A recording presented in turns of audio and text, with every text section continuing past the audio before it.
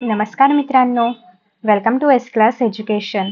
मी सुहानी आणि आज आपण पाहतोय इयत्ता 11वी पाठ 11वा वाङ्मय लेण्याचा शिल्पकार. तुम्हाला प्रश्न पडलाय का, वाङ्मय लेण्याचा शिल्पकार म्हणजे काय आणि नेमका कोण बरा आहे हा व्यक्ती? तर त्यांच्याबद्दलच आपण आजच्या पाठामध्ये जाणून घेणार आहोत. आणि पूर्ण पाठ वाचल्यानंतर किंवा ऐकल्यानंतर तुम्हाला नक्कीच हे प्रकर्षाने जाणवेल की खरोखरच ते वाङ्मय लेण्याचे शिल्पकार आहेत. सुरुवात करणार आहोत आपण लेखक किंवा लेखिकेच्या परिचयापासून. लेखिका आहेत सुमती देवस्थळे. सुप्रसिद्ध लेखिका आहेत आणि चरित्रकार आहेत. टॉल्स्टॉय एक माणूस, मॅक्झिम गॉर्की, डॉक्टर अल्बर्ट श्वाइट्झर एक विचारवंत. हे जे पुस्तक आहे त्यांचे ऍक्च्युली वेगवेगळी नावं आहेत पुस्तकांची किंवा चरित्रांची. तर एक विचारवंत हे जे चरित्र आहे तर हे कार्ल मार्क्स संबंधी आहे. मला अशी आशा आहे की सगळ्यांनीच आपण इतिहासामध्ये कार्ल मार्क्स यांच्याबद्दल जाणून घेतलं असेल किंवा कोणी फिलॉसॉफीचे वगैरे स्टुडंट्स असतील तर त्यांना कार्ल मार्क्स यांच्याबद्दल माहिती असेलच. छाया आणि ज्योती ही चरित्रे त्यांनी लिहिली. चरित्र लेखनाला आवश्यक असणारे परिश्रम, विषयासंबंधीचा जिव्हाळा, समरसता आणि प्रवाही शैली या वैशिष्ट्यांमुळे त्यांच्या लेखनाला आगळेपण प्राप्त झाले आहे. खरं तर जेव्हा आपण चरित्रलेखन करतो तेव्हा त्या व्यक्तीबद्दल आपण संपूर्ण लिहित असतो. तर त्या व्यक्तीबद्दल सगळी माहिती आपल्याकडे असणं, त्यांचे विचार आपल्याला स्पेसिफिकली माहिती असणं खूप जास्त गरजेचं असतं आणि तेव्हाच आपण बरोबर किंवा त्या व्यक्तीला अनुसरून असं चरित्र लिहू शकतो. टॉल्स्टॉय आणि श्वाइट्झर यांच्या संबंधी मराठीमध्ये एवढे मार्मिक लेखन पहिल्यांदा सुप्रसिद्ध लेखिका सुमती देवस्थळे यांनी केलं. सत्य, शांती, त्याग, सेवा या मूल्यांचे उपासक असणारे थोर तत्वचिंतक, शिक्षणतज्ञ आणि प्रतिभासंपन्न साहित्यिक लिओ निकोलविच टॉल्स्टॉय हे विश्वशांतीचे मार्गदर्शक होते. विश्वशांतीचे मार्गदर्शक असे यांना का म्हटलं, याचे कारण असं आहे की त्यांनी नेहमीच युद्ध न करता शांतीचा मार्ग आपण अवलंबला पाहिजे, अहिंसतेचा मार्ग आपण अवलंबला पाहिजे असं त्यांचं मत होतं किंवा त्यांचं म्हणणं होतं. सत्याग्रह व असहकार या शांततामय प्रतिकाराचे तत्वज्ञान त्यांनी मांडले. त्याच्यामुळे हा जो संपूर्ण पाठ आहे हा लिओ निकोलविच टॉल्स्टॉय यांच्याबद्दल असणार आहे. टॉल्स्टॉय एक माणूस हे त्यांचं चरित्र आहे ते आपण पाहिलं सुमती देवस्थळे यांचं. तर या पुस्तकातून निवडलेल्या या चरित्रपर पाठामध्ये टॉल्स्टॉय यांच्या लेखक म्हणून झालेल्या ज्या काही जडणघडणी आहेत तर त्याबद्दल सांगितलेलं आहे की ते लेखक म्हणून कसे घडले किंवा त्यांचे नेमके विचार कसे घडले, त्यांनी काय काय लेखन केलेलं आहे.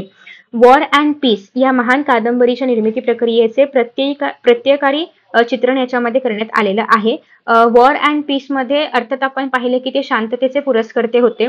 तर त्यामुळे त्यांनी नेहमीच प्रश्न काही आपले युद्धांनी न सोडवता शांततेने सोडवले पाहिजे असं म्हणणं त्यांनी मांडलं होतं. तर जेव्हा कधी युद्धाचे प्रसंग असायचे जगामध्ये तेव्हा नेहमीच त्यांनी शांततेचा संदेश दिलेला आहे. त्यानंतर पुढे आहे या कादंबरीच्या लेखनासाठी टॉल्स्टॉय यांनी परिपूर्ण अभ्यास केला. कादंबरी दर्जेदार होण्यासाठी पुन्हा पुन्हा त्याचे लेखन केले. त्यामुळे वॉर अँड पीस हे जगातील किंवा जागतिक साहित्यातील वाङ्मयीन लेणे ठरले, म्हणजे सगळ्यात महत्त्वाचं असं वाङ्मयीन साहित्य ठरलं आणि म्हणूनच त्यांना आपण वाङ्मयीन लेण्याचा शिल्पकार असं म्हणतो. कारण त्याच लेखाबद्दल किंवा त्याच त्यांच्या पुस्तकाबद्दल, कादंबरीबद्दल ते कसं लिहित गेले याच्याबद्दलच आपण या पाठामध्ये बघणार आहोत. मानवी जीवनातील जटिल म्हणजे अवघड किंवा गुंतागुंतीचे प्रश्न युद्धाने सुटत नाहीत, तर ते शांती आणि प्रेमाच्या मार्गाने सुटतात, हे टॉल्स्टॉय यांनी त्यांच्या या कादंबरीमधून प्रकर्षाने सांगितलेलं आहे. तर या सगळ्या गोष्टींबद्दल आपल्याला या पाठामध्ये पाहायचंय. खूप इंटरेस्टिंग पाठ आहे आणि तुम्हाला काहीतरी नवीन विचार देऊन जाणारा हा पाठ आहे. तुम्हाला इथे जे चित्र पाहायला मिळते तर ते लिओ टॉल्स्टॉय यांचंच आहे.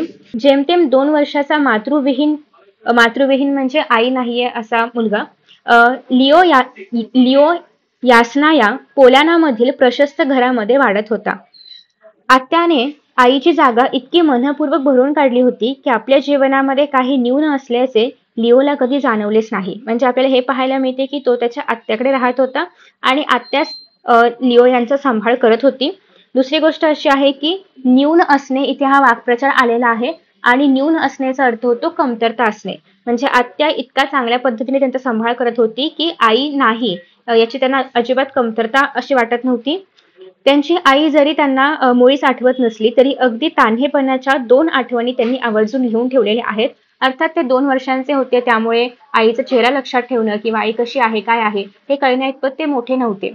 परंतु तरी देखील त्यांना तान्हेपणाच्या म्हणजे लहानपणीच्या काही आठवणी आठवत होत्या ज्या त्यांनी लिहून ठेवलेल्या आहेत. तर पहिली आठवण अशी की आपणास दुपट्ट्यात घट्ट गुंडाळून ठेवले आहे दुपट्यात. दुपट्यात म्हणजे लहान मुलांना तुम्ही पाहिलं असेल की असं बांधून ठेवतात. जुनी साडी असेल, नऊवारी मऊ साडी वगैरे त्याच्यामध्ये बांधून ठेवतात वगैरे. तर त्या पद्धतीने त्यांना ते गुंडाळून किंवा बांधून ठेवलेलं आहे. आपल्याला हातपाय हलवण्याचा मोकळेपणा हवा आहे आणि अर्थात त्या बाळाला असं करकचून बांधतात की तो हातपाय वगैरे हलवू शकत नाही. मग त्यांचं असं म्हणणं आहे की तेव्हा मला त्या दुपट्ट्यात बांधून ठेवलं होतं आणि अगदी मला हातपाय पण हलवता येत नव्हते. तर हातपाय हलवण्याचा मोकळेपणा मला हवा होता. तो मिळत नाही म्हणून आपण खूप जोरजोराने रडत होतो आणि भोवती मोठी माणसे उभी आहेत, पण त्यांना बाळाची व्यथा समजू शकत नाही. त्यांना कळतच नाही की बाळ कशामुळे रडतंय. ते बांधून ठेवले त्यामुळे बाळ रडते हे काही त्यांना कळतच नाहीये आणि आपण मात्र रडतोच आहोत आणि त्यांनी त्यांच्याशी आठवण दिली आहे की मी मात्र त्यावेळी खूप रडत होतो. इतक्या तान्हेपणाची आठवण आजवर कोणीही निवेदन केलेली नाही. म्हणजे अर्थात सगळीच लहान मुलं अशाच प्रकारे रडतात, पण त्यांना त्यांना ते आठवतंय किंवा त्यांनी त्या प्रकारची त्यांची आठवण लिहून ठेवली आहे असं इतर कोणीच केलं नव्हतं कधीही. पण त्यांनी मात्र त्यांची त्यावेळची आठवण लिहून ठेवली आहे. बरं, ही एक आठवण झाली. दुसरी अजून एक आठवण अशी आहे की दुसरी आठवण अधिक बोलकी असून टॉल्स्टॉयच्या तरल तरल म्हणजे अतिशय नाजूक संवेदनाची सूचक आहे. आता बघूया आपण ते काय आहे नेमकं. मी अंघोळीसाठी एका टबमध्ये बसलो आहे. एक नवीन सुगंधी साबणाने दाई माझे अंग चोळत आहे. दाई म्हणजे लहान बाळाला सांभाळणारी, मालिश करणारी वगैरे जी व्यक्ती असते.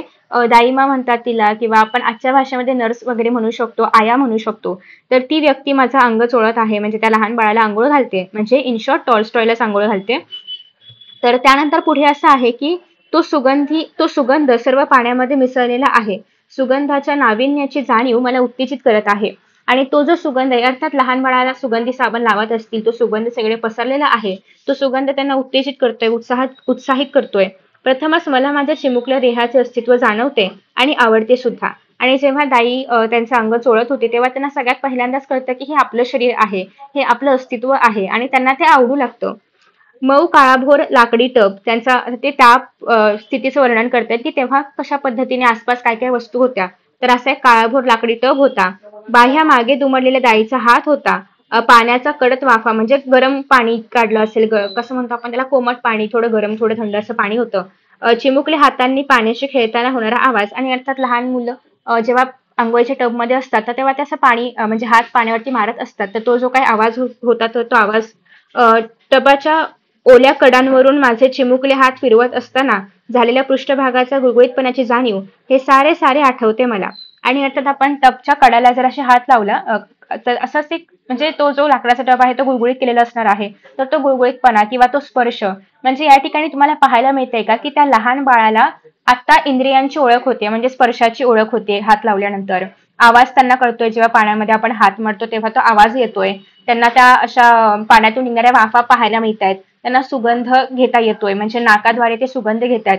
अशा पद्धतीने ही जी इंद्रियांची जाणीव आहे, स्पर्शाची जाणीव आहे, वेगवेगळ्या गोष्टींची जाणीव आहे ती त्यांना होते.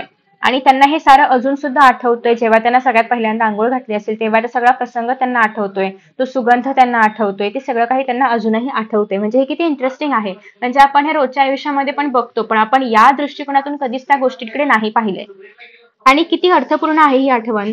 लिओच्या ज्ञानेंद्रियाची तीव्रता निसंशयित लक्षणीय आहे. म्हणजे त्या वयात त्यांनी जे केलं किंवा जेव्हा आपल्याला कळतही नाही की हे काय आहे, हे पाणी आहे का, हा आपला हात आहे का, इतकंही आपल्याला कळत नसतं. तर तेव्हा त्यांनी जे काही अनुभवलं त्याच्याबद्दल त्यांनी किती चांगल्या पद्धतीने मांडलेलं आहे, किती छान पद्धतीने किंवा किती छान त्यांनी ते शब्दबद्ध केलेलं आहे. त्यानंतर पुढे आहे लिओला दाईचे मोकळे हात दिसतात. आपण ते पण पाहिलं की दाईने बाह्या दुमडलेल्या होत्या. म्हणजे हे पण अजून त्यांनी इतकं डिटेलमध्ये सांगितलेलं आहे. त्यासोबतच सुगंधी सुगंधी द्रव्याचा वास येतो. आपण तो साबणाचा वास वाचला. त्यासोबतच पाण्याची उष्णता सुद्धा जाणवते.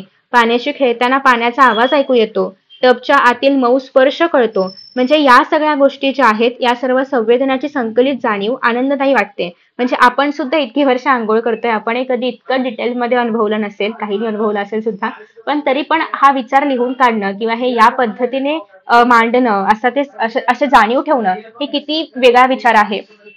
त्यासोबतच लिओच्या प्रत्येक ज्ञानेंद्रियाची संवेदना लहानपणापासूनच किती तल्लख होती हे या लहानशा आठवणीवरून कळतं. म्हणजे हे सगळं सगळेजण रोज पाहतात, पण त्यातही त्यांनी ते किती व्यवस्थित पद्धतीने किती लहान सहान गोष्टींमधून ते लिहून ठेवलेलं आहे हे देखील आपल्याला यातून कळतं.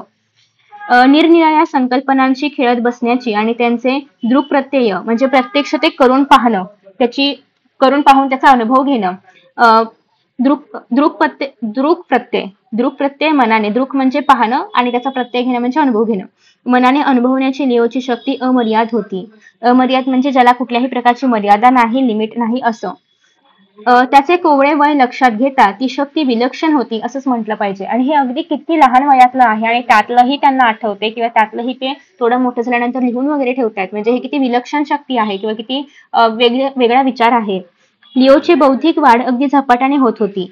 एकाच गोष्टीचा निरनिराळ्या दृष्टिकोनातून विचार करण्याची क्षमता उत्पन्न होत होती. म्हणजे आपण बऱ्याचदा काय करतो की ती एक गोष्ट त्याच पद्धतीने पाहतो, पण लिओचं असं नाहीये. एखादी गोष्ट आपण किती वेगळ्या पद्धतीने त्याचा अर्थ लावू शकतो हे जाणून घेणं किंवा त्या पद्धतीने विचार करण्याची ताकद त्यांच्यामध्ये आता हळूहळू विकसित होत होती. इतक्या लहानपणी अमूर्तासंबंधी विचार करण्याची त्याची प्रवृत्ती केवळ चकित करणारी होती. अमूर्त म्हणजे आकारहीन गोष्टी, ऍबस्ट्रॅक्ट गोष्टी. आता हे वास येणं, स्पर्श वगैरे हे सगळं आकारहीन आहे, पण त्याबद्दलही ते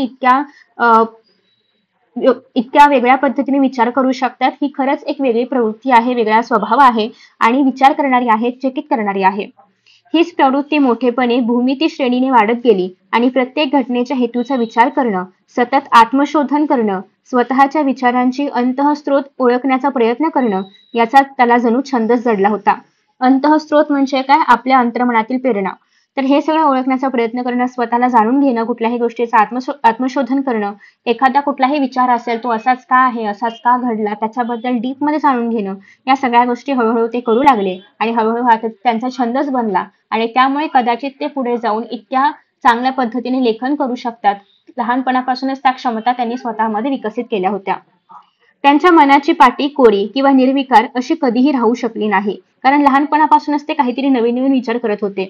विचारांची गुंतागुंत नसली तरी लिओला अगदी चुकल्यासारखं वाटायचं. म्हणजे कधीतरी असं होतं की डोक्यामध्ये काही विचारच नाहीये, म्हणजे लिओला वाटायचं की काहीतरी चुकतंय, काहीतरी चुकीचं आहे.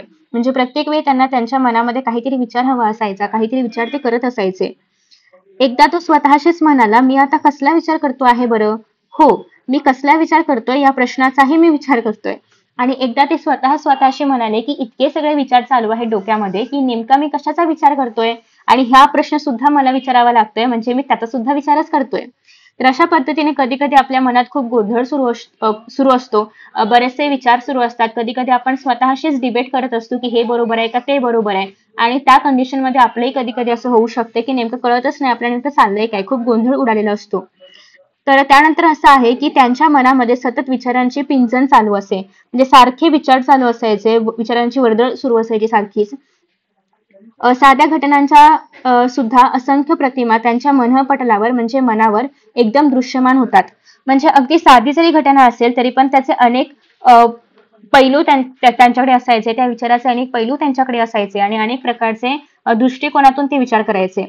अगदी शोभादर्शकाप्रमाणे, म्हणजे ते स्वतःला त्या विचारांकडे बघत बसायचे, ते स्वतः त्या विचारांकडे असे बघत बसायचे की याचा आपण अजून कुठल्या अँगलने विचार करू शकतो. लिओ स्वतःच्या मनाचे पृथक्करण करी, चिंतन करी. ते स्वतःच स्वतःच्या मनाला पृथक्करण म्हणजे विश्लेषण करणं, अनालिसिस करणं, ठीक आहे, ते करायचे, विचार करायचे, चिंतन करायचे, जेणेकरून त्यांना एक पक्का विचार मिळेल किंवा त्याच्यावरती अजून संशोधन करता येईल. आपल्या मनाच्या प्रगतीचा आणि परागतीचा संपूर्ण आलेख त्याने टिपवून ठेवायला सुरुवात केली होती. म्हणजे आपल्या मनामध्ये काय विचार सुरू आहेत, आपल्या मनामध्ये आपल्या मनाची प्रगती कशा पद्धतीने सुरू आहे, तर या सगळ्या गोष्टींचा ते एक आढावा ठेवण्याचा प्रयत्न करू लागले, टिपून ठेवण्याचा प्रयत्न करू लागले. टिपून ठेवणं म्हणजेच काय, मग रोजनिशी वगैरे लिहिणं, ठीक आहे, रोजच्या रोज लेखन करून ठेवणं, दैनंदिनी लिहून ठेवणं. तर अशा पद्धतीने त्यांच्या व्यक्तिमत्वाचे मूलभूत स्रोत समजून घेण्यासाठी या दैनंदिन्या खूपच उपयुक्त आहेत. म्हणजे त्यांचे नेमके विचार काय होते, त्यांचं व्यक्तिमत्व नेमकं कसं होतं, हे सगळं समजून घेण्यासाठी या ज्या दैनंदिनी आहेत तर त्या खूपच महत्त्वाच्या ठरू लागल्या होत्या. दैनंदिनी म्हणजे काय, आपण जी डायरी लिहितो रोजच्या रोज काय काय घडलं आपल्या दिवसामध्ये ते सगळं आपण लिहून ठेवतो, तर त्याला आपण दैनंदिनी म्हणतोय. दैनंदिनी लिहून ठेवण्याची कल्पना आत्मपरीक्षणाच्या व आत्मनिरीक्षणाच्या व आत्मपरीक्षणाच्या आवश्यकतेतून स्फुरली. म्हणजे त्यांनाही असं का करावं असं वाटलं असेल किंवा त्यांना का लिहावं असं वाटलं असेल, तर अर्थात एकतर पहिला मुद्दा आहे आत्मनिरीक्षण, म्हणजे आपल्या मनामध्ये जे काही विचार सुरू आहेत तर ते लिहून ठेवल्याने आणखी चांगल्या पद्धतीने आपल्याला कळू शकतात, विचार अजून क्लिअर होऊ शकतात. आणि दुसरं आहे ते म्हणजे आत्मपरीक्षण करणं, की त्या विचारांचे अनालिसिस करणं, ते विचार तपासून बघणं की बरोबर आहेत की चुकीचे आहेत, आता अर्थात मनामध्ये ठेवले पण पाहिजेत का की बिनकामाचे आहेत, हे सगळं करणं. तर यासाठी त्यांनी मग दैनंदिनी लिहायला सुरुवात केली. या वयापासून आपण इतरांसारखे सामान्य जीवन जगण्यासाठी जन्माला आलेलो नाही ही त्यांची खात्री होती. आणि अर्थात इतक्या लहान वयामध्ये त्यांना कळलं होतं की इतरांप्रमाणे सामान्य असं जीवन आपल्याला नाही जगायचंय. आपलं स्वतःचं असं काहीतरी अस्तित्व असलं पाहिजे.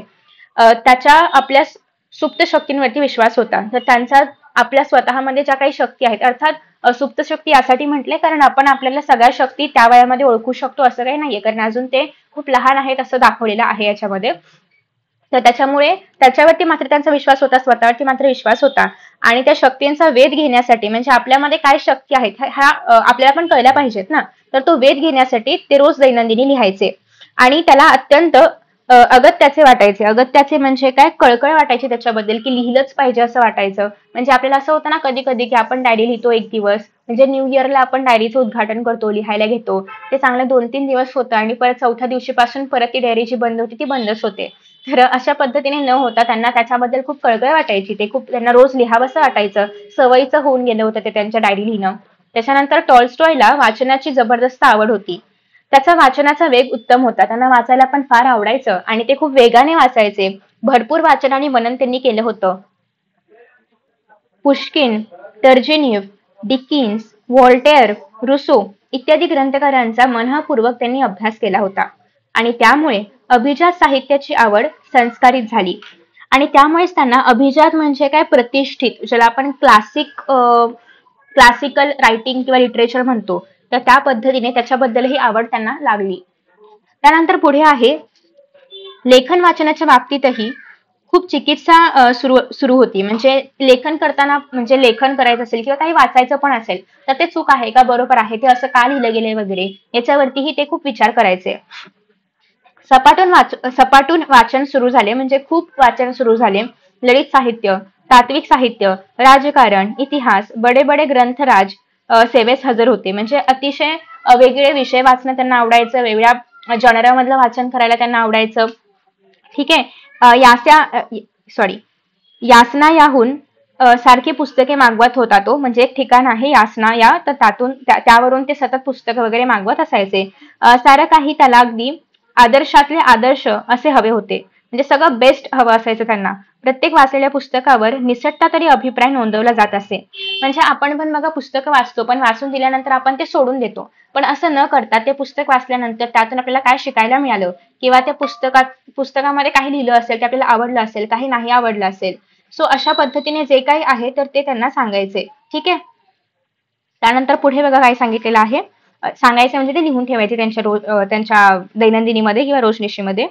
अधले सामान्य सुवर्ण मध्य गाठणारे असे काही एक त्याला आवडत नव्हते. म्हणजे आदलं मधलं असं काही त्यांना नाही चालायचं. त्यांना सगळ्यात आदर्शातला आदर्श किंवा उत्तम बेस्ट असंच लागायचं. त्यांना तडजोड नको होती. शुद्ध आदर्शाचा अट्टहास होता. म्हणजे त्यांना सगळं काही जे आहे तर ते एकदम बेस्ट लागायचं. बाकी त्यांना आदलं मधलं असलं काही चालायचं नाही. त्यानंतर पुढे असं आहे, युरोपाच्या प्रवासामध्ये असताना निसर्ग सुंदर परिसरामध्ये तो अगदी वेडावून गेला होता. म्हणजे त्यांना निसर्ग सौंदर्य पाहायला प्रचंड आवडायचं आणि कोणाला नाही आवडत, सगळ्यांनाच निसर्ग पाहायला आवडतो. बाहेरचे सौंदर्य माझ्या डोळ्यांमधून अंतरात्म्यात ओतले जात होते. म्हणजे बाहेर इतकं सुंदर असा निसर्ग होता की तो माझ्या अंतरात्म्यामध्ये जात होता. तो मला प्रचंड आवडत होता. माझ्या अंतरंगात आनंद भरलेला आहे. म्हणजे माझं मन आनंदून गेलेलं आहे. मला जगायचे आहे. मला चिरंजीव व्हायचे आहे. हा निरागस आनंद मनात गोड हुरहुर निर्माण करत होता. म्हणजे त्यांना स्वतःला असं वाटत होतं की मला अजून जगायचं आहे, मला चिरंजीव म्हणजे दीर्घायुषी व्हायचं आहे, मला अमर व्हायचं आहे. आणि हा आनंद, निरागस आनंद त्यांच्या मनामध्ये होता.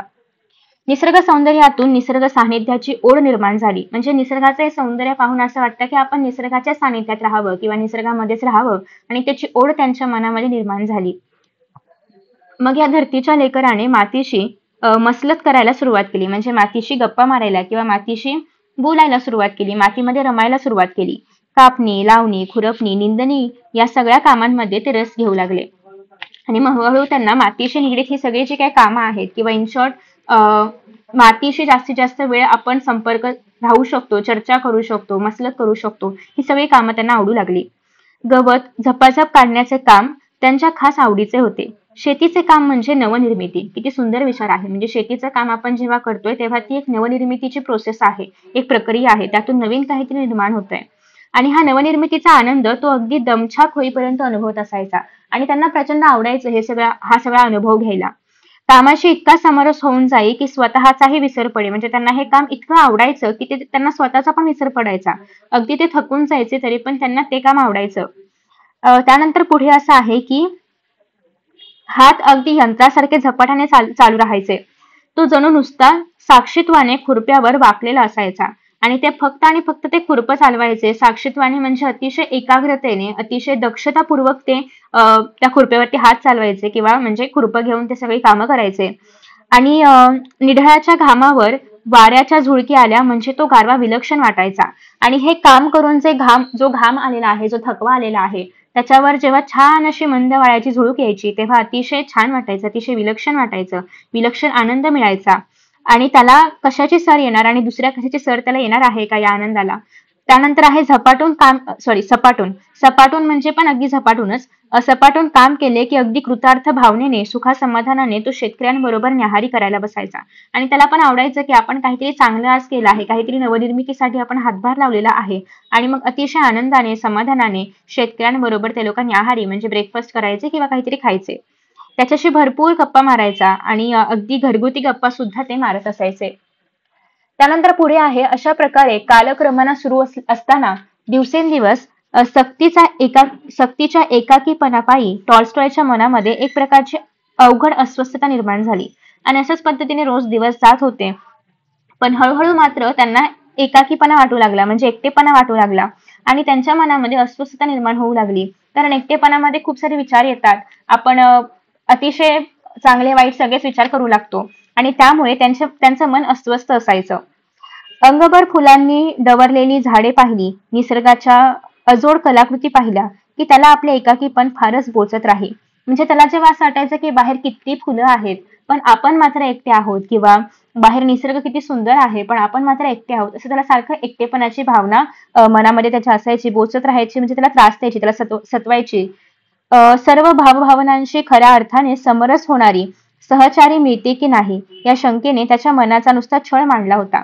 आणि अर्थातच एका वयानंतर त्याला एकटेपणाचा कंटाळा आला होता आणि आपल्याला समजून घेणारी किंवा आपल्यासारखी एखादी सहचारिणी म्हणजे एखादी स्त्री आपल्या आयुष्यामध्ये यावी असं त्याला वाटत होतं.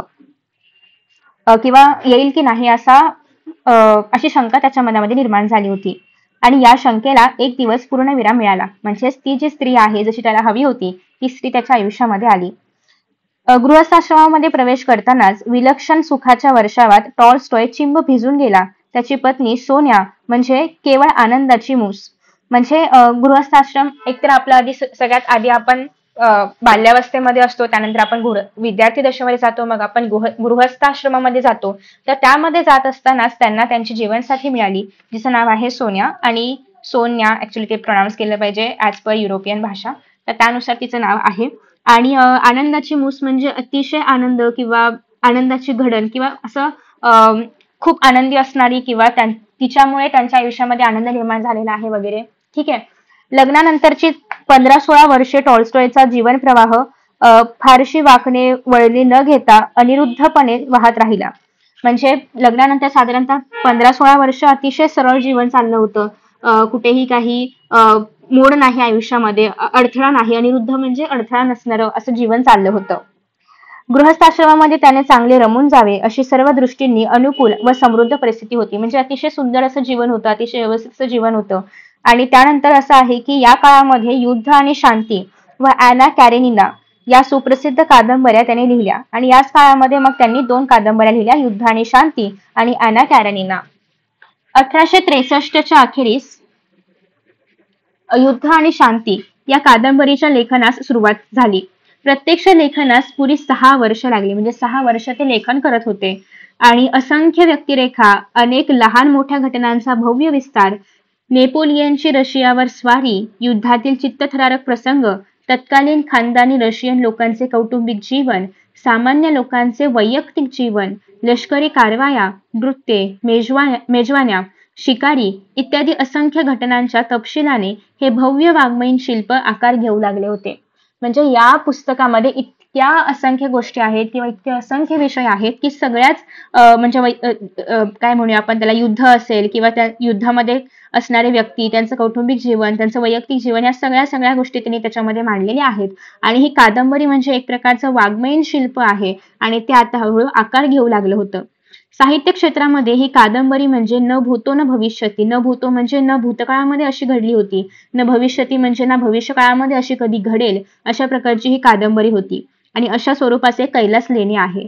म्हणजे या पुस्तकाचे किंवा या कादंबरीचे वर्णन त्यांनी लेण्याशी केलेले आहे. याचा अर्थ असा की जसं जितकं अद्भुत आहे कैलास लेणं, जर कोणी पाहिलं असेल तर त्यांना माहिती असेल. नसेल तर प्लीज गुगलवरती जाऊन सर्च करू शकता की ते इतकं महत्वाचं का आहे. तर ते कसं भविष्यामध्येही परत होणार नाही किंवा भूतकाळामध्येही अशा प्रकारचं लेणं झालं नाही, तर त्याच पद्धतीने ही कादंबरी आहे की अशी भविष्यातही होणार नाही आणि भूतकाळामध्ये पण अशी कुठलीही नव्हती. मानवी जीवनाचे संपूर्ण चित्रण, तत्कालीन रशियाचे प्रत्ययकारी वर्णन, तत्कालीन ऐतिहासिक महत्वाच्या घटना व मानवी संघर्ष याचा संपूर्ण आलेख, आनंद, उदात्त यातना, अवमान, महत्वाकांक्षा इत्यादी नानाविध मानवी भावतरंगाचे जिवंत प्रत्येकारी चित्रण म्हणजे युद्ध आणि शांती ही कादंबरी. म्हणजे ह्याच्यामध्ये फक्त युद्धाबद्दल किंवा फक्त शांतीनेच सगळं जिंकलं पाहिजे वगैरे असं इतकंच न मांडता त्या आसपासची परिस्थिती कशी होती, त्या काळामधली परिस्थिती कशी होती, लोकांचं काय म्हणणं होतं, या सगळ्याच गोष्टी याच्यामध्ये मांडलेल्या आहेत. हा स्ट्रॅकोव सारख्या तज्ञ टीकाकारकाचा अभिप्राय म्हणजे या कादंबरीच्या शिफारशीचा एक ताम्रपटच. म्हणजे एखादा टीकाकार जेव्हा अशा पद्धतीने एखाद्या साहित्य कृतीबद्दल इतकं चांगलं लिहितो, तर तेव्हा याचा अर्थ की ती कादंबरी उत्कृष्ट आहे किंवा त्याला काही तोडच नाहीये. त्यानंतर मोहरी एवढ्या बीजापासून प्रचंड अश्वत्थ वृक्ष उभा राहावा तशी ही कादंबरी वाढत होती. म्हणजेच काय की एकदम लहान विषयातून किंवा छोट्याशा विषयातून काहीतरी मोठं प्रचंड असं निर्माण व्हावं, त्या पद्धतीने ही कादंबरी निर्माण होत होती. मूळचा आराखडा 3 वेळा बदलला. म्हणजे जी त्यांनी एक रूपरेषा ठरवली असेल ना की आपण या कादंबरीमध्ये काय काय लिहायचं, याच्यामध्ये त्यांनी बऱ्याचदा बदल केला. नाव सुद्धा अर्थातच 3 वेळा बदलले. कित्येक व्यक्तिरेखांना मूळच्या आराखड्यामध्ये स्थान नव्हते, नंतर प्रवेश मिळाला. म्हणजे आधी त्यांनी काही व्यक्तिरेखा त्याच्यामध्ये लिहिल्या नसतील, परत त्यांना लिहाव्याशा वाटल्या असतील. जे चित्रित करायचे प्रारंभी ठरवले होते त्याहून कितीतरी वेगळी, कितीतरी श्रेष्ठ, उदात्त अशी कलाकृती हळूहळू तयार होत गेली. म्हणजे त्यांनी आधी जो काही विचार केला असेल त्यापेक्षा खूप वेगळी, खूप श्रेष्ठ अशी कादंबरी तयार होत होती. उदात्त म्हणजे श्रेष्ठ किंवा श्रेष्ठत्व, उदात्तता म्हणजे श्रेष्ठत्व. त्यानंतर कादंबरीच्या उत्क्रांतीच्या पायऱ्या सुद्धा, उत्क्रांती म्हणजे काय, उन्नती, परिवर्तन, ज्याला आपण इंग्लिशमध्ये इव्हॉल्युशन म्हणतो, म्हणजे हळूहळू घडत जाणारं, त्याच्या पायऱ्या सुद्धा पाहण्यासारख्या होत्या. त्यातून टॉल्स्टॉयची लोकोत्तर कल्पनाशक्ती, संवेदनशीलता, अभ्यासवृत्ती आणि घटनांचा नेमका वेध घेणारी अंतर्भेदी प्रतिमा दिसून येते. म्हणजे अर्थातच त्यांचं लेखन असं होतं की लोकोत्तर कल्पनाशक्ती म्हणजे ते किती एक्सटेंड पर्यंत कल्पना करू शकतात, म्हणजे किती काय काय त्यांनी त्याच्यामध्ये लिहिलेलं आहे, या सगळ्याच गोष्टी करतात. संवेदनशीलता त्यांची त्याच्यातून दिसून येते. कधीही जेव्हा आपल्याला एखाद्या व्यक्तीचा अभ्यास करायचा असतो, तर तेव्हा त्या व्यक्तीने जे लेखन केलं आहे तर त्याच्या आधारे आपण त्याच्या व्यक्तिमत्वाचा अभ्यास करू शकतो. लोकोत्तर म्हणजे काय, असामान्य अशा पद्धतीचं लेखन आहे त्यांचं. आणि त्यांचं जे लेखन आहे तर ते अंतर्भेदी आहे, म्हणजे मनाला स्पर्शवून टाकणारं आहे. नवीन विचार त्याच्यामधून म्हणजे मनाला भेदणारं आहे, नवीन विचार त्याच्यामधून आपल्यापर्यंत पोहोचतात. या कादंबरीमध्ये आलेली निसर्ग वर्णने कादंबरीच्या पोतात इतकी एकरूप झालेली आहेत की त्यांना वेगळे तुटक असे अस्तित्व नाही. म्हणजे त्यांनी जे काय लेखन केले ते भलेही वेगळ्या विषयांवरचं असलं तरी पण ते समरूप आहे किंवा एकरूप झालेलं आहे त्या कादंबरीच्या विषयामध्येच, की असं त्यांना वेगळं असं काही वाटत नाही. ते त्या कादंबरीचाच भाग असल्याप्रमाणे ते आहे. त्यानंतर निसर्ग वर्णने मुख्यतः चित्रणाच्या पार्श्वभूमीवरती येतात, त्यामुळे ती बांडगुळ वजा वाटत नाहीत. म्हणजे अर्थात त्यांनी या ठिकाणी ते अशा पद्धतीने लिहिलंय की ते असं काहीतरी वेगळं आहे असं न वाटता तो सगळा एकच भाग आहे किंवा ती एकच कथा कादंबरी आहे असंच आपल्याला पाहायला मिळतं. त्यानंतर उलट कादंबरीचा तो एक अविभाज्य घटक ठरतो. म्हणजे त्यांचं लेखन असं आहे की असं वाटतं कादंबरीमधला तो एक घटकच आहे. लढायांचे किंवा इतर घटनांचे वर्णनही त्यामुळे कादंबरीतील व्यक्तींवर जो परिणाम साधला असेल ते सांगण्याच्या संदर्भामध्ये येतं. आणि या सगळ्या लढ्यांमुळे, कारण आपण वॉर आणि पीस बद्दल बघतोय, त्याच्यामुळे या सगळ्या युद्धांमुळे व्यक्तींवरती काय परिणाम होतोय, लोकांवरती काय परिणाम होतोय, याबद्दलही त्याच्यामध्ये लेखन केलं गेलं आहे. त्यानंतर पुढे असं आहे की ओके, ते सांगण्याच्या संदर्भामध्ये येते आणि त्यामुळे सर्व प्रसंगांना एक प्रकारचा जिवंतपणा येतो, अपरिहार्यता आलेली आहे. आणि त्यामुळे सगळ्याच गोष्टींना एक नवीन असं जिवंत रूप आलेलं आहे. अपरिहार्यता म्हणजे अनिर्वायता वगैरे आलेली आहे, कंपल्शन आलेलं आहे आणि वेगवेगळ्या पार्श्वभूमीवरती वेगवेगळ्या ऐतिहासिक संदर्भामध्ये व्यक्तिमनाचा ठाव घेण्यात टॉल्स्टॉयने जी मानवी उकल करून दाखवली आहे, म्हणजे जे उलगडून दाखवलेलं आहे, समजावून सांगितलेलं आहे, ती केवळ विस्मयावह म्हटली पाहिजे, म्हणजे केवळ आश्चर्यकारकच म्हटलं पाहिजे. या कादंबरीच्या लिखाणासाठी टॉल्स्टॉयने जी मेहनत घेतली ती अभ्यासाचे डोंगर पेलले ते पाहून मनुष्य अक्षरशः अवाक होतो. म्हणजे ते लेखन इतकं प्रभावी आहे किंवा इतकं सगळ्या विषयांचं मिश्रण आहे की यासाठी किती अभ्यास करावा लागला असेल. कारण काही पण लिहायचं म्हटलं की 4 पुस्तकं वाचल्यानंतर एखादं पान वगैरे आपण लिहू शकतो. तर त्या पद्धतीने त्यांचं जे काही लेखन आहे यासाठी किती अभ्यास करावा लागला असेल, तत्कालीन परिस्थितीचा, त्याच्या आधीचा, त्याच्या इतिहासाचा किंवा आता जे काही घडलेलं आहे ते आणि मग त्यांचे स्वतःचे विचार. तर या सगळ्याचा अभ्यास करून त्यांनी ते लेखन केलेलं आहे. अगणित संदर्भ ग्रंथांचा त्याने सतत अभ्यास चालवला होता. ज्या जमिनीमध्ये कथाबीज पेरायचे तिची खूप कसून नांगरणी चालली होती. म्हणजे अर्थात जे रोप आपल्याला लावायचं आहे, जो विचार आपल्याला लोकांच्या मनामध्ये रुजवायचा आहे, त्यासाठी आधी त्या प्रकारची जमीन तयार केली पाहिजे, त्या प्रकारचं वाचन आधी आपण केलं पाहिजे. अधिकृत इतिहास रशियन व फ्रेंच इतिहासकारांनी लिहिलेल्या त्या कालखंडाचा परामर्श घेताना एकाच घटनेतून 2 विरुद्ध पक्षांचे लोक कसा काय अर्थ काढतात त्याचे संबंध अन्वयार्थ त्याने समजून घेतले. म्हणजे आपण पाहिलं असेल की जेव्हा इतिहासाबद्दल लेखन केलं जातं तेव्हा सगळ्या इतिहासकारांचं एकच म्हणणं असेल असं कधीच होत नाही. प्रत्येक इतिहासकार जे काही पुरावे मिळालेले असतात त्याचा आपल्या परीने अर्थ लावण्याचा प्रयत्न करतो. मग जेव्हा आपल्याला इतिहासामधल्या कुठल्याही गोष्टींबद्दल लिहायचं असतं तेव्हा प्रत्येकाचा वेगळा विचार असल्यामुळे आपल्याला त्या सगळ्या विचारांचा अभ्यास करूनच त्याचं लेखन करावं लागतं. मग तेच त्यांनी लिहिलं आहे की जेव्हा आपल्याला एखाद्या इतिहासाबद्दल गोष्टींचा अभ्यास करायचा आहे तर तेव्हा त्यांनी सगळ्या लेखकांनी जे काही लिहून ठेवलं आहे त्या सगळ्याचा अभ्यास केला, त्यातून योग्य तो अन्वयार्थ काढण्याचा प्रयत्न केला, तो समजून घेतला आणि मगच त्यांनी ते सगळे मुद्दे जे आहेत तर त्यांच्या ग्रंथामध्ये मांडले. नेपोलियन विषयी प्रसिद्ध झालेलं अपरंपार लिखाण हे सारं काही त्याने अक्षरशः घुसळून काढले, म्हणजे खूपदा वाचून काढले आणि 1863 ते 1869 या 6 वर्षात मनाने तो नेपोलियनच्या काळातच जगत होता असं म्हटल्यास हरकत नाही. म्हणजे त्यांनी इतकं नेपोलियन बद्दल वाचन केलं होतं, इतकं त्यांनी त्याच्याबद्दल लिखाण केलं होतं किंवा लिखाण करण्याचा प्रयत्न केला होता की म्हणजे दिवस रात्र जेव्हा आपण एकच गोष्ट वाचतो तेव्हा जणू काही आपण त्या जगात असल्याप्रमाणेच वावरतो. तर तसंच काहीसं त्यांच्या बाबतीतही होत होतं की ते मनाने मात्र नेपोलियनच्याच काळामध्ये किंवा त्यांच्याच जगामध्ये होते. युद्धाच्या वर्णनामध्ये संपूर्ण प्रत्येकारिता आणण्यासाठी त्याने बोरोडिनोच्या युद्धभूमीस प्रत्यक्ष भेट दिली. म्हणजे खरोखर ते युद्ध जिथे घडलं होतं तर त्या ठिकाणचं त्यांना लेखन करायचं होतं, तर त्यांनी फक्त इकडची तिकडची 4 पुस्तकं वाचून लेखन नाही केलं, तर ते प्रत्यक्ष त्या ठिकाणाला जाऊन त्यांनी भेट दिली, ते ठिकाण कसं आहे ते पाहिलं, योग्य परिस्थितीचा अंदाज घेतला आणि मगच त्यांनी त्याच्याबद्दल जे आहे तर ते लेखन केलं. अवतीभोवती राहणाऱ्या वयस्कर लोकांच्या अनौपचारिक मन मोकळ्या मुलाखती त्यांनी घेतल्या की नेमकं या ठिकाणी परिस्थिती काय होती, कशी होती, एकंदर युद्धाच्या रशियातील सामान्य लोकांच्या जीवन प्रवाहावर काय परिणाम झाला ते देखील त्यांनी समजून घेतलं. ते युद्ध पाहिलेला एक माणूस वेड्याच्या इस्पितळामध्ये होता. म्हणजे आता अर्थातच ते लोकांना जाऊन भेटत होते की नेमकं युद्ध कसं झालं होतं, कारण भलेही त्यांनी इतर माध्यमांतून या युद्धाबद्दल वाचलं असेल, पण अर्थातच जो साक्षीदार आहे, ज्यांनी खरं ते युद्ध पाहिलंय, ज्यांनी अनुभवलंय, त्यांना विचारल्यानंतर आपल्याला खरी परिस्थिती कळते. तर ते सगळं पाहिलेला एक व्यक्ती होता जो आता वेड्याच्या इस्पितळामध्ये म्हणजे हॉस्पिटलमध्ये होता. त्याचे वेड काही विशिष्ट बाबतीमध्ये असून बाकी तो ठीक होता. म्हणजे कधी कधी असं असतं ना की काही पर्टिक्युलर गोष्टींबद्दलच ते लोक ट्रिगर होतात, पण बाकी वेळेस मात्र ते शांत एखाद्या नॉर्मल माणसाप्रमाणे असतात. तर त्या प्रकारचे साधारणतः ते होते. आणि हे कळल्याबरोबर वेड्याच्या इस्पितळामध्ये जाऊन त्या वेड्या म्हाताऱ्याचे युद्धविषयक स्मृतिकण वेचण्यासाठी, म्हणजे त्यांच्या ज्या काही आठवणी आहेत युद्धाविषयीच्या त्या ते जाणून घेण्यासाठी टॉल्स्टॉयने कमी केले नाही. म्हणजे टॉल्स्टॉय ते करण्यासाठी गेले. मिळेल तितकी माहिती तो आपल्या स्मृती मंजुषेत साठवून ठेवत होता. म्हणजे बेसिकली लक्षात ठेवत होता त्या सगळ्या आठवणी, जेणेकरून त्यांना ते त्यांच्या ग्रंथामध्ये लिहिता येईल.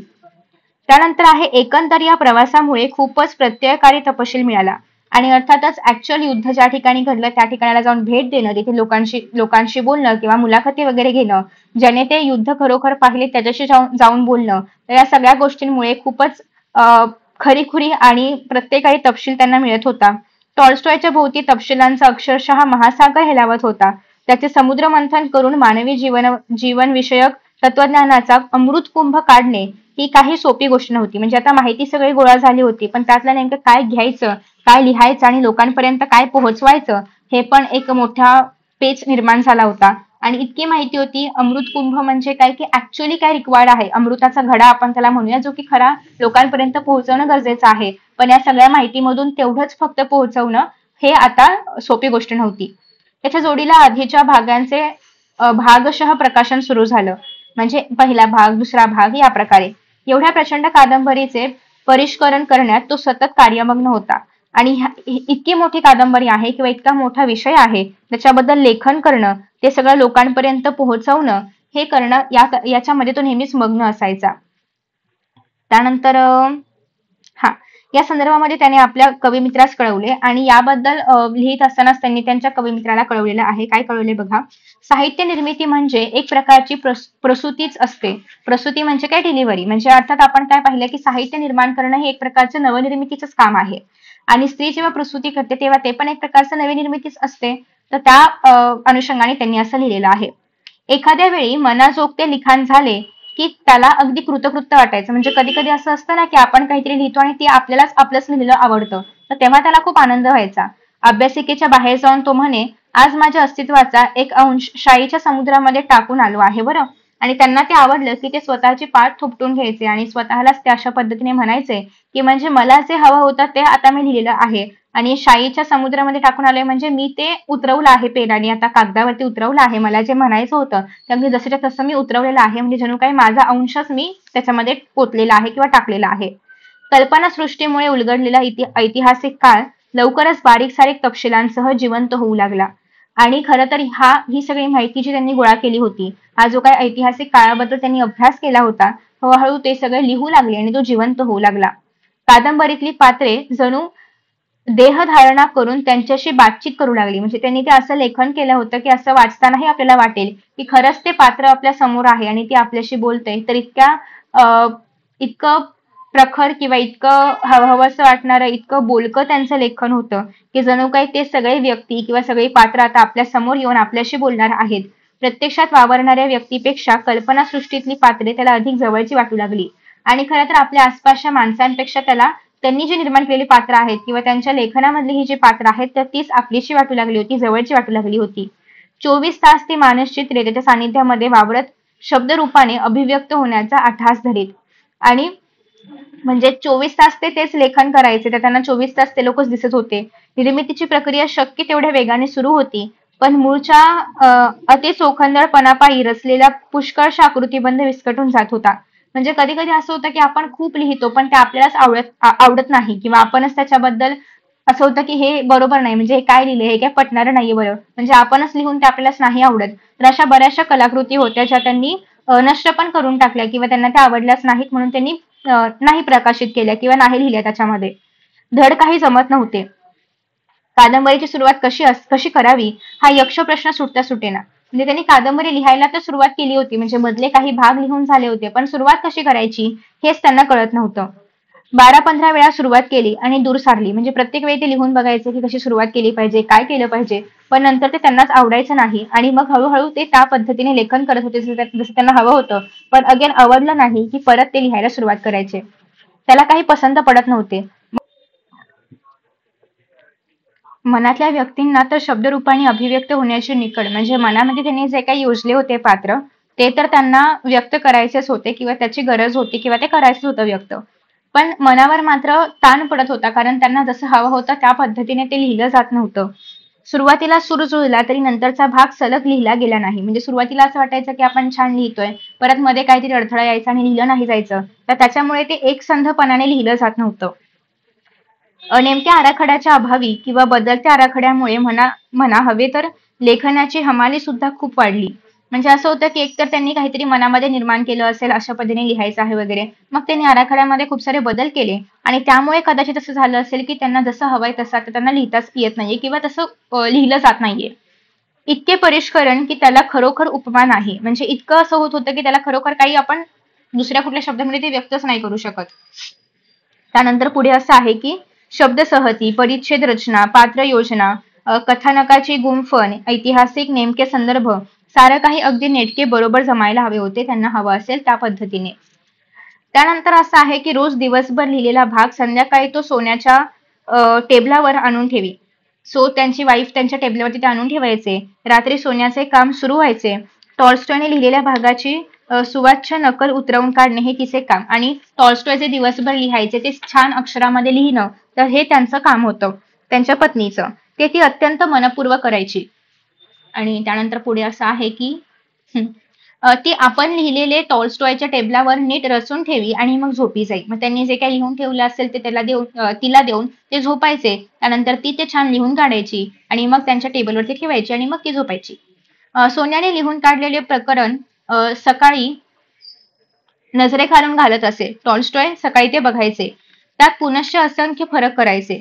सारे कागद पुनश्च खानाखुणा, वाक्यखंड, रेघा इत्यादी तपशिलाने चिताडले जायचे. मग ते दुखावलेले घाया कागद संध्याकाळी नव्या सोबत्यांसह पुनश्च सोन्याच्या टेबलवरती स्थानापन्न होत असत. मग रात्री तिचा उद्योग परत सुरू व्हायचा आणि अशा रीतीने सोनिया ती 2000 पृष्ठांची कादंबरी जवळजवळ 7 वेळा लिहून काढली. म्हणजे ते असे करायचे की तिने लिहिलं, त्याच्यानंतर परत त्यांना काहीतरी बदल आठवायचे किंवा बदल करावेसे वाटायचे. ते सगळे बदल त्याच्यावरती करायचे, परत तिला ते सगळं लिहावं लागायचं. असं करत करत तिने म्हणजे 2000 पानांची ती कादंबरी आहे आणि तिने ती अजून 7 वेळा तरी लिहिली असावी. म्हणजे अशा पद्धतीने त्यांना हवं असेल त्या पद्धतीने ते लेखन करून द्यावं लागायचं किंवा ती द्यायची. आणि त्यानंतर असं आहे की टॉल्स्टॉय काही इतिहास लिहित नव्हता. कादंबरी हे त्याचे माध्यम. म्हणजे ते काय फक्त ऐतिहासिक लेखन करत नव्हते. त्यांचं ऍक्च्युअल लिखाण काय होतं, तर कादंबरीचं लिखाण होतं. ऐतिहासिक घटनांच्या पार्श्वभूमीवर मानवी जीवन दर्शन हा कादंबरीचा खरा विषय. म्हणजे ती पूर्ण ऐतिहासिक कादंबरी नव्हती, पण इतिहासामध्ये ज्या काही घटना घडून गेलेल्या आहेत त्याच्या आधारे मानवी जीवन कसं आहे ते लिहिणं किंवा त्याला मार्गदर्शन देणं, त्याचं मार्गदर्शन करणं, हा खरं तर त्या कादंबरीचा मुख्य विषय होता. या कादंबरीमध्ये सुमारे 500हून अधिक व्यक्तिरेखा रंगवल्या आहेत. विशेष आश्चर्याची गोष्ट म्हणजे प्रत्येकाला वेगवेगळे स्वयंपूर्ण सुस्पष्ट व्यक्तिमत्व आहे. व्यक्तींनाच काय, कुत्र्याला सुद्धा स्पष्ट व्यक्तिमत्व आहे. म्हणजे प्रत्येक पात्राबद्दल त्यांनी ठराविक असे त्याची वैशिष्ट्ये वगैरे लिहिलेली आहेत. आणि केवळ व्यक्तिचित्रांकडेच पाहिले तरी सुद्धा या कादंबरीने फार मोठे यश साध्य केले आहे. आणि फक्त व्यक्तिचित्रण जरी पाहिलं, म्हणजे प्रत्येक व्यक्तीचे स्वभाव वैशिष्ट्ये जरी पाहिली तरी सुद्धा ही कादंबरी अनोखीच आहे. केवळ आहे, ठीक आहे. त्यानंतर नेक्स्ट आहे, त्या दृष्टीने टॉल्स्टॉय हा पहिल्या दर्जाचा कलावंत ठरतो. म्हणजे इतक्या सुंदर पद्धतीने, इतक्या डिटेलिंग मध्ये त्यांनी ते लिहिलेलं आहे. 1869च्या डिसेंबर अखेरी टॉल्स्टॉयने युद्ध आणि शांती ही प्रचंड कादंबरी पूर्ण केली. ही अवाढव्य कादंबरी आत्ताच आपण पाहिले की 2000 पानांची आहे. प्रसिद्ध झाल्यावर टॉल्स्टॉयला कृतकृत्य वाटलं. म्हणजे अतिशय छान वाटले की आपल्याला ज्या पद्धतीने हवं होतं त्या पद्धतीने आपण काहीतरी लेखन करू शकलो, ते आपण प्रसिद्ध करू शकलो, याचं त्याला छान वाटलं, आनंद झाला, कृतकृत्य वाटलं, कृतज्ञता वाटली आणि खूप हलके हलके वाटले. विलक्षण मानसिक ताण पडला होता. फारच थोड्या लोकांना कादंबरीची झेप समजली होती. टर्झेनिव्ह म्हणजे या ठिकाणी एक रशियन कादंबरीकार आहेत. तर टर्झेनिव्ह सारख्या मुरलेल्या साहित्यकाराला सुद्धा कादंबरीचे स्वारस्य समजण्यास वेळ लागला होता. पण जेव्हा संपूर्ण पुस्तक वाचले तेव्हा मात्र तो खुश झाला. त्याने नमूद केले की रशियन भाषा जिवंत असेपर्यंत ही कादंबरी वाचली जाईल. म्हणजे इतकी त्यांना ती कादंबरी आवडली होती की त्यांनी त्याच्यावरती छान असा अभिप्राय पण लिहिला. संदर्भ आहे टॉल्स्टॉय एक माणूस या पुस्तकातून हा जो पाठ आहे तर हा घेतलेला आहे. खाली आपल्याला काही जे टिपामध्ये दिलेलं आहे की आपण आतापर्यंत जी नावं वाचली देशात म्हणजे प्रदेशाची किंवा व्यक्तींची, त्यांच्याबद्दल स्पष्टीकरण आहे. यासनाया पोल्याना हे टॉल्स्टॉयचे जन्मस्थान आहे. पुष्किन हा शब्द पण वाचला होता, त्याचा अर्थ होतो आधुनिक रशियन साहित्याचे जनक, ते होते. नेक्स्ट आहे टर्झेनिव्ह हे रशियन कादंबरीकार आहेत. व्होल्टेअर बद्दल तुम्ही इतिहासामध्ये वाचलं असेल याच्या आधी. फ्रेंच इतिहास लेखक आहेत, तत्वज्ञ आहेत, विचारवंत आहेत. चार्ल्स डिकन्स हे ब्रिटिश कादंबरीकार आहे. नेपोलियन याच्याबद्दलही तुम्ही ऐकलं असेल, फ्रान्सचा सम्राट आहे, असामान्य योद्धा, सेनानी व प्रशासक. रुसो हे फ्रेंच तत्वज्ञ, फ्रेंच राज्यक्रांतीचा वैचारिक जनक, अशा पद्धतीने त्यांची ओळख आहे. तर असा हा संपूर्ण पाठ होता आणि मला आशा आहे की तुम्हाला हा पाठ समजला असेल. अगेन काही डाऊट असेल तर प्लीज खाली कमेंट बॉक्समध्ये मेन्शन करा. मी ते सगळे डाऊट्स क्लिअर करण्याचा प्रयत्न करेन. एखाद्या शब्दाचा अर्थ वगैरे नसेल समजला तर ते पण तुम्ही खाली कमेंट बॉक्समध्ये लिहू शकता. तर मी त्या पद्धतीने ते सांगण्याचा प्रयत्न करेन. सो आय होप की तुम्हाला हा व्हिडिओ आवडला असेल. Thank you so much for watching this and see you in the next video. Bye bye.